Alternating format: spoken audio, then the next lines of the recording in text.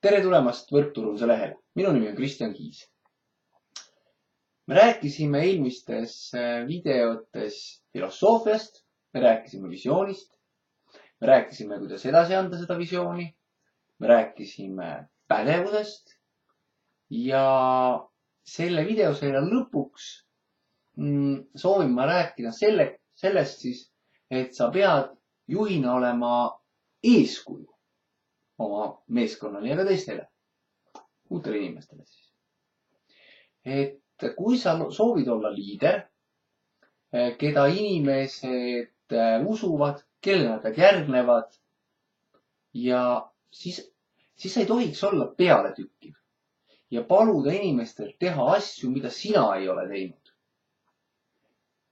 Tee nad ise ära ja juhi ja ole eeskujuks. Ehk siis tee need tegevused kõigepealt ise, mida sa palud siis tulevikus teistel teha. Räägi, näita, kuidas sa seda tegid. Ja ära looda ja proovi nii, et las teised teevad ära ja siis vaatad, et mis saab. See, et tehed sinu eest midagi ära teevad, ei ole päris hea mõte. Et kui aga sa oled parem eeskujuks ja teed ise, õpid kõigepealt ise selgeks, siis määrad ära kindlad tegevused, mida ja kuidas tuleks teha ja annad siis need teadmised edasi oma meeskonnale. Siis inimestele meeldib, kui sa oled nendele eeskujuks. Ja kui sa teed kõigepealt ise, näitad, selgitad, kuidas seda teha ja siis palud neil seda ise teha. Ehk siis suurepärane meeskond tekib siis, kui inimesed, kes on sinu meeskonnas, saavad aru, et sa tõesti mõtled nende huvidele, mitte ainult enda huvidele.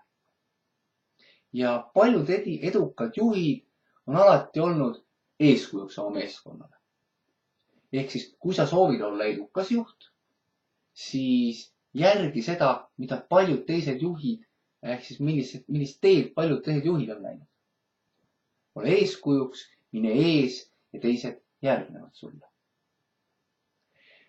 Ma loodan, et see väike videoseeria juhtimisest aitab sul paremini edasi minna, kasvatada ja juhtida oma organisatsiooni.